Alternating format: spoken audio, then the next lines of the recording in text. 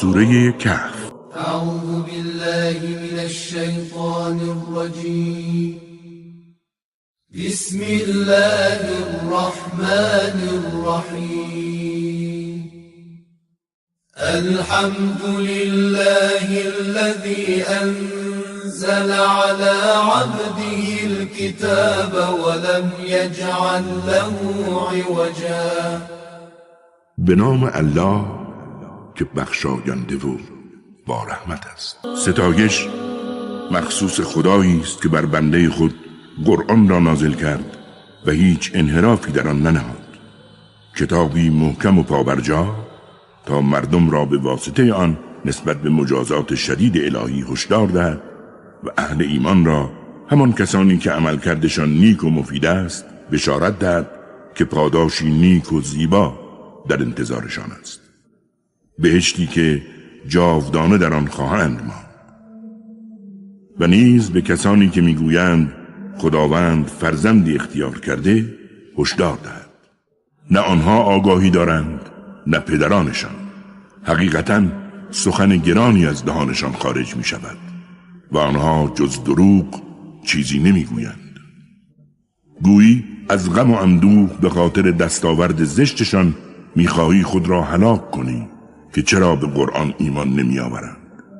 ما هر چرا روی زمین قرار داده ایم برای زینت آن گذاشتیم تا مردم را مورد آزمایش قرار دهیم و مشخص شود کدام یک از آنها عملکرد بهتری دارد. و سرانجام نیز روی زمین را به خاک بیگیاهی تبدیل خواهیم کرد. آیا گمان می‌کنی که اصحاب کهف و رقیم از نشانه‌های عجیب ما بودند؟ یادار آنگاه که آن جوان مردان به غار پناه بردند و گفتند پروردگارا ما را از سوی خودت رحمتی عطا کن و برای رهایی از این مشکل راه نجاتی پیش پای ما بگذار. و ما در آن غار آنها را سالها به خواب فرو بردیم. آنگاه بیدارشان کردیم تا مشخص شود کدام یک از آنها مدت خوابشان را بهتر تخمین زده است. ما سرگذشت آنها را به حق بر تو حکایت می‌کنیم. آنها جوانمردانی بودند که به پروردگارشان ایمان داشتند و از همین رو بیش از پیش هدایتشان کردیم.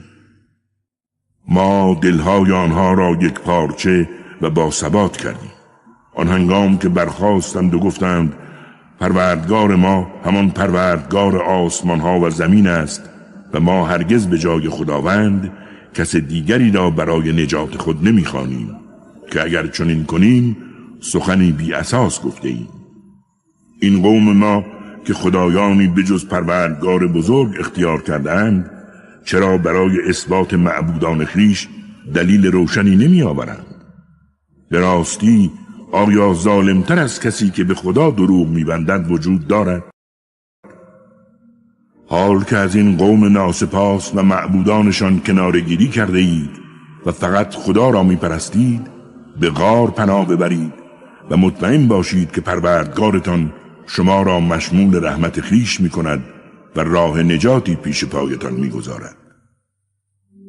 ای پیامبر، موقعیت غار چنین بود که نور خورشید به هنگام طلوع در سمت راست غار قرار داشت و هنگام غروب در سمت چپ آن، و آنها نیز نه در دهانه غار بلکه در محوطه داخل آن قرار داشتند. اینها همه از آیات خداست، بدان که خداوند هر که را هدایت کند او هدایت شده واقعی است و هر که را در گمراهی بگذارد هرگز یاور و راهنمایی برای او نخواهی یافت. موقعیتشان چنان بود که میپنداشتی همه بیدارند، حالان که همه در خواب بودند. حتی ما آنها را به سمت راست و چپ برمیگردانیم و سگشان نیز در دهانه غار دو دستش را دراز کرده بود و گویی نگهبانی میداد. اگر به سراغشان میرفتی از ترس پا به فرار میگذاشتی. و هنگامی که بیدارشان کردیم تا با یکدیگر گفتگو کنند، یکی از آنها گفت فکر میکنید چه مدت خوابیده اید؟ گفتند 1 روز، شاید هم کمتر. گفتند پروردگارتان به مدت زمانی که خوابیده اید آگاه تر است. یکی را از میان خودتان انتخاب کنید و با این پولتان به شهر بفرستید تا پاکیزه ترین غذا را تهیه کرده و رزقتان را بیاورد و باید مراقب رفتار خود باشد تا کسی به وجود شما آگاهی نیابد، زیرا اگر آن قوم ناسپاس شما را بیابند یا سنگسارتان خواهند کرد و یا شما را به آیین خودشان برمیگردانند که در این صورت هرگز روی رستگاری را نخواهید دید. و بدین سان مردم را از موقعیت آنان آگاه کردیم تا بفهمند وعده الهی حق است و هیچ شکی در وجود روز قیامت نیست. وقتی مردم درباره حقیقت امر آنها به مجادله پرداختند، عده‌ای گفتند بر روی قبرهای آنان بنایی بسازیم تا محو شوند و دیگر سخنی از آنها نباشد، زیرا پروردگارشان بهتر می‌داند با آنها چه کنند. اما عده‌ای که از امرشان مطلع بودند گفتند ما اینجا را عبادتگاه می‌گیریم. برخی حقایق را نمی‌بینند و آنگاه بر سر تعدادشان مجادله می‌کنند. عده‌ای می‌گویند آنها 3 تن بودند و 4مینشان سگ آنها بود. عده‌ای می‌گویند 5 تن بودند و 6مینشان سگ آنها بود. همه اینها سخنان بیدلیل است. و برخی می‌گویند 7 تن بودند و 8مینشان سگ آنان بود. ای پیامبر بگو پروردگار من از تعداد آنها آگاه تر است و از حقیقت امر جز تعداد اندکی کسی چیزی نمی‌داند. بنابراین درباره آنان جز با دلیل سخن مگو و از کسی نیز چیزی نپرس و هرگز مگو که فردا چنین خواهم کرد، مگر آنکه بگویی اگر خدا بخواهد. و هرگاه فراموش کردی پروردگارت را یاد کن و بگو امیدوارم پروردگارم به راهی بهتر و روشن‌تر هدایتم کند. آنها 300 سال در آن غار خوابیدند و 9 سال دیگر نیز بر آن مدت افزودند. بگو خداوند از مدت خوابشان آگاه تر است، زیرا غیب و نادیده‌های آسمان‌ها و زمین از آن اوست. به راستی چه بینا و شنواست. برای آنها به غیر از خداوند هیچ تکیه‌گاهی نیست و بدان خداوند احدی را در حکمش شریک نمی کند. وَاتْلُ مَا أُوحِيَ إِلَيْكَ مِنْ كِتَابِ رَبِّكَ لَا مُبَدِّلَ لِكَلِمَاتِهِ وَلَنْ تَجِدَ مِنْ دُونِهِ مُلْتَحَدًا. آنچه را از قرآن پروردگارت به تو وحی شده تلاوت کن. هیچ چیز کلمات او را تغییر نمی دهد و هرگز پناهگاهی جز او نخواهی یافت. ای پیامبر تو نیز پا به پای کسانی که هر صبح و شام پروردگارشان را می‌خوانند صبر و استقامت بورز، زیرا آنها وجه الله را می‌طلبند. هرگز چشمان خود را به خاطر دیدن زینت‌های زندگی دنیا از آنها برنگیر و از کسی که قلب و ادراکش را از یادمان غافل کردیم و از هوای نفسش پیروی می‌کند اطاعت مکن، زیرا چون این شخصی در همه کارهایش افراطگر است. بگو این حق است و از سوی پروردگارتان آمده است. هر کس بخواهد ایمان می آورد و هر کس بخواهد انکار می کند. بدانید که ما برای ستمگران آتشی مهیا کرده ایم که شعلهایش سراپایشان را فرا می گیرد و هنگامی که به زاری تمنا کنند آبی به آنها داده خواهد شد که چون فلز گداختی صورتهایشان را بریان کند. چه شراب بدی است و چه بد جایگاهی.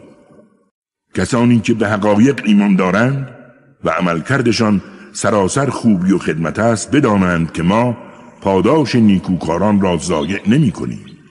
برای آنها بهشت‌هایی مهیاست که نهرها در زیر پایشان جاری است، در حالی که به دستبندهای زرین آراسته می شوند و لباسهایی از حریر سبز رنگ نازک و ضخیم می پوشند و بر تختها تکیه می زنند. چه پاداش خوبی و چه جایگاه نیکویی. برای آنها مثال آن دو مردی را بزن که به یکی از آنها 2 باغ انگور دادیم، در حالی که پیرامون آن باغها را نخل قرار داده بودیم و مابینشان را کشتزار. آن 2 باغ میوه خود را به فراوانی می‌دادند و ما میان آن 2 نهری جاری کردیم. صاحب باغ در حال گفتگو رو به دوستش کرد و گفت من از نظر مال و نفرات از تو برترم. و این مرد به خود ستم کرده به باغ پربرکت و زیبای خود وارد شد و گفت گمان نکنم چون این باغی هیچگاه از بین رفتنی باشد، همچنان که گمان نکنم قیامتی در کار باشد. تازه اگر هم مرا نزد پروردگارم ببرند، یعنی جایگاهی بهتر از این خواهم داشت.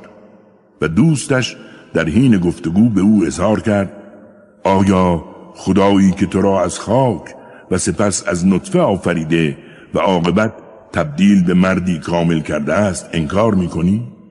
اما من اعتراف میکنم که الله پروردگار من است و احدی را شریک پروردگارم نمیدانم. چرا هنگامی که وارد باغت میشوی نمیگویی ماشاءالله و هیچ نیرویی جز از جانب خدا نیست؟ اگر میبینی که من از نظر مال و فرزندان از تو کمترم، به حکمت خدا تسلیم هستم. شاید پروردگارم به من چیزی ارزشمندتر از باغ تو عطا کند. غافل مشو. شاید خدا از آسمان بر آن باغ بلایی نازل کند و آن را به زمین بیگیاه و لغزنده‌ای بدل نماید. یا شاید آب آن به اعماق زمین فرو رود و تو هرگز نتوانی به آن دست یابی. تمام میوه‌های آن نابود شد و او به خاطر هزینه گرانی که برای باغ کرده بود از شدت حسرت دستانش را به هم می‌مالید. حال که آن باغ به کلی ویران شده میگوید کاش هرگز کسی را شریک پروردگارم نمیپنداشتم. هیچ گروهی غیر از خدا برای یاری او وجود نداشت. از خود او نیز کاری بر نمی آمد.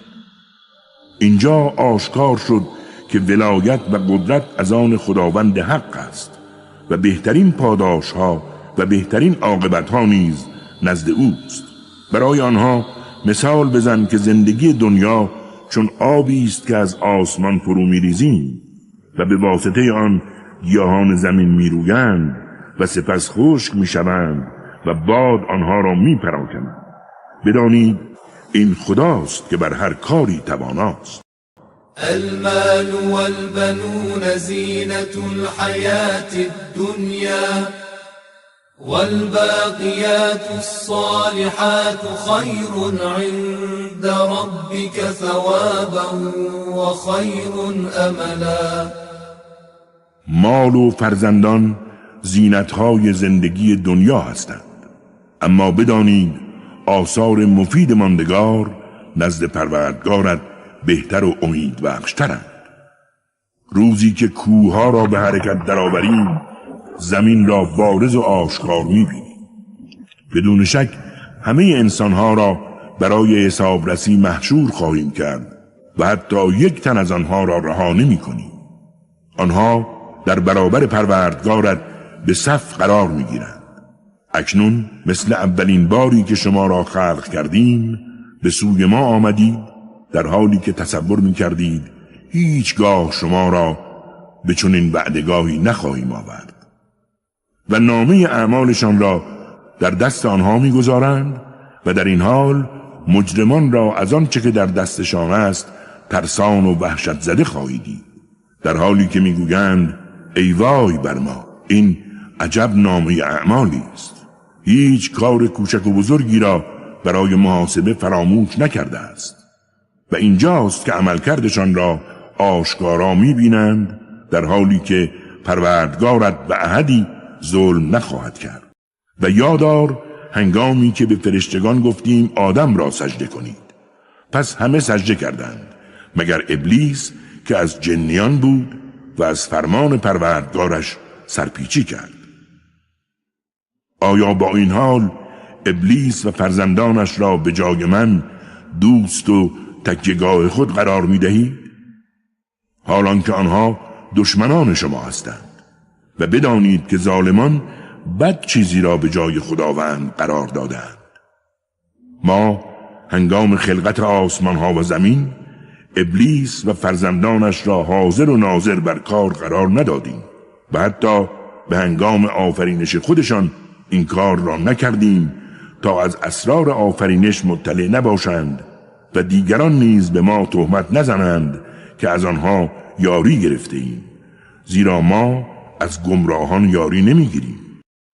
روزی که خدا میگوید آن شریکانی را که برای من قائل میشدید صدا بزنید، اما هرچه آنها را بخوانند هیچ جوابی نمیدهند، زیرا میان آن دو گروه هلاکتگاه قرار داده ایم. و هنگامی که مجرمان آتش دوزخ را ببینند می انگارند در آن قرار گرفتند و هیچ راه گریزی از آن نمی یابند. ما در این قرآن برای درک مردم هر گونه مثلی را آورده ایم. با این حال انسان بیش از هر چیز به بحث و جدل می پردازد.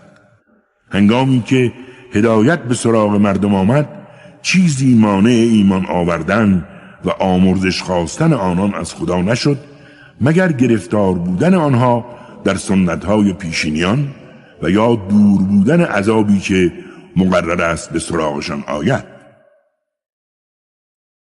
ما پیامبران را فقط به عنوان بشارت دهنده و هشدار دهنده فرستادیم، در حالی که منکران حقیقت به واسطه باطل مجادله به راه می اندازند تا به گمان خیش حق را از بین ببرند و آیات و هشدارهای ما را به تمسخر گیرند. آیا ستمکارتر از کسی که به آیات خدا یادآوری شده و آنگاه از آن روی برمیگرداند وجود دارد؟ چون این کسانی دستاورد خود را فراموش کردند و ما نیز به کیفر این گناه بر قلبها و مراکز ادراک آنها پرده افکنده ایم تا درک حقایق نکنند و گوشهایشان را سنگین کردیم تا حقایق را نشنوند. بدینسان چنانچه آنها را به سوی هدایت بخوانی هرگز هدایت نمی شوند. پروردگار تو آمرزنده و صاحب رحمت است. اگر میخواست به خاطر دستاوردشان گرفتارشان کند، بیدرنگ عذاب سراپای وجودشان را در بر میگرفت. اما برای آنها زمانی تعیین شده است که با اتمام آن هیچ راه گریزی نخواهند داشت. اینها شهرهایی است که به خاطر دستاورد ظلم‌آلود اهلشان ویران کرده ایم، در حالی که برای نابودی آنها زمانی را تعیین کرده بودیم. و یادار هنگامی که موسی به دستیار خود گفت دست از تلاش بر نمی دارم تا اینکه به محل تلاقی این دو دریا برسم و این کار را انجام میدم حتی اگر تمام عمر در راه باشم. و هنگامی که به نقطه تلاقی دو دریا رسیدند، از ماهیشان که برای غذا هم راه داشتند غفلت کردند و ماهی نیز راه خود را در دریا پیش گرفت و رفت. وقتی از آنجا گذشتند، موسی به دستیارش گفت غذایمان را بیاور که از این سفر سخت خسته شدیم. دستیارش گفت آن لحظه را که کنار آن صخره به استراحت پرداختیم به یاد داری؟ حقیقت این است که من از ماهی غفلت کردم و این شیطان بود که باعث شد من آن را از خاطر ببرم و ماهی نیز به طرز شگفت‌انگیزی راه خود را در دریا پیش گرفت و رفت. موسی گفت آن نقطه همان جایی است که ما در جستجویش بودیم. بیدرنگ به مسیر جای پایشان دقت کردند و برگشتند. در آنجا بنده ای از بندگان خاص ما را یافتند که او را مشمول رحمت خود ساخته و از علم الهی بهره‌مندش کرده بودیم. موسی به او گفت آیا اجازه می‌دهی همراه تو باشم تا از دانش نجات بخشی که تو را آموختند مرا تعلیم دهی؟ گفت تو طاقت و صبر با من بودن را نداری و چگونه میتوانی نسبت به چیزی که حقیقتش را نمیدانی صبر و حوصله کنی؟ موسی گفت انشاءالله مرا صبور خواهی یافت. مطمئن باش از دستور تو سرپیچی نخواهم کرد. گفت پس اگر میخواهی به دنبال من بیایی نباید چیزی از من بپرسی تا آنکه خودم به موقع حقیقت آن را برایت بگویم. پس به راه افتادند تا اینکه سوار کشتی شدند. آن مرد کشتی را سوراخ کرد. موسی گفت آیا کشتی را سوراخ کردی تا مسافرانش را غرق نمایی؟ قطعاً کار خطرناکی انجام دادی. گفت نگفتم که تو طاقت صبر با من بودن را نداری؟ موسی گفت معذرت میخواهم اگر عهد خود را فراموش کردم. مرا مؤاخذه مکن و بر من سخت مگیر. دوباره رهسپار شدند تا به نوجوانی رسیدند. آن مرد بیدرنگ نوجوان را کشت. موسی گفت چرا جان بیگناهی را گرفتی در حالی که قتلی مرتکب نشده بود؟ قطعاً کار زشتی مرتکب شده ای. گفت نگفتم که تو طاقت صبر با من بودن را نداری؟ موسی گفت چنانچه از این به بعد سوالی از تو بپرسن دیگر با من همراهی مکن که برای من حجت تمام است و تو معذور خواهی بود. دوباره رهسپار شدند تا اینکه به روستایی رسیدند. از اهالی آنجا طعام خواستند ولی آنان از مهمان کردنشان خودداری کردند. در آنجا دیوار مخروبه‌ای دیدند و مرد بیدرنگ مشغول تعمیر آن شد. موسی گفت لااقل در ازای این کار مزدی از اهالی می گرفتی. گفت اکنون زمان جدایی من و تو رسیده است. من تو را از حقیقت آنچه توان صبر بر آن نداشتی آگاه خواهم کرد. اما آن کشتی متعلق به مردم بیچاره‌ای بود که با آن در دریا به دنبال رزق و روزی خویش می رفتند. من در آن عیبی وارد کردم زیرا آن سوتر پادشاهی کشتی ها را غصب می کرد. من با این کار باعث شدم کشتی را از دستشان نگیرند. و اما نوجوان پدر و مادر با ایمانی داشت. ما نخواستیم که او آنها را به کفر و طغیان وادارد و با این کار خواستم تا پروردگارشان فرزندی بهتر و مهربانتر از او عطایشان کند. و اما دیوار متعلق به 2 نوجوان بود که زیر آن گنجی برای آنان وجود داشت. چون پدرشان مرد صالحی بود پروردگارت از روی رحمت اراده کرد تا آنها هنگامی که به رشد عقلی رسیدند گنجشان را بیرون بیاورند و من این کارها را خودسرانه انجام ندادم و این بود حقیقت آن چیزهایی که تو توانایی تحملش را نداشتی. ای پیامبر از تو درباره ذوالقرنین سوال می کنند. بگو از او نیز ذکری به میان خواهم آورد. ما به او در روی زمین فرمانروایی عطا کردیم و راه استفاده از هر چیزی را در اختیارش گذاشتیم. او نیز از این امکان استفاده کرد تا به محل غروب خورشید رسید، همان جایی که انگار خورشید در آب چشمه‌ای تیره و گلالود پایین می رود. در آنجا مردمی را یافت که زندگی می کردند. به او گفتیم ای ذوالقرنین می خواهی آنها را مجازات کنی یا اینکه پاداش نیکویی عطایشان کنی؟ گفت کسانی را که ظلم کردند مجازات می کنی. آنگاه آنها را به سوی پروردگارشان می فرستیم تا او نیز به سختی عذابشان کند. وَأَمَّا مَنْ آمَنَ وَعَمِلَ صَالِحًا فَلَهُ جَزَاءً الْحُسْنَى وَسَنَقُولُ لَهُ مِنْ أَمْرِنَا يُسْرًا. اما کسانی که به حقایق ایمان دارند و عملکردشان نیک و شایسته است برای آنها پاداش خوبی مهیاست و دستورهای آسانی به آنان خواهیم داد. سپس بار دیگر از سببی که در اختیار داشت بهره گرفت. این بار به محل طلوع خورشید رسید. دید خورشید بر قومی طلوع می کند که جز نور آن هیچ پوششی را در اختیارشان قرار نداده ایم. چنین بود و ما از تمام توانایی‌های ذوالقرنین آگاهی داشتیم. دوباره با امکاناتش رهسپار شد.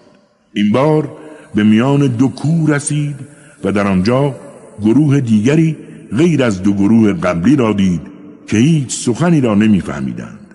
گفتند ای ذوالقرنین، یأجوج و مأجوج در روی زمین راه فساد و تباهی پیش گرفتند.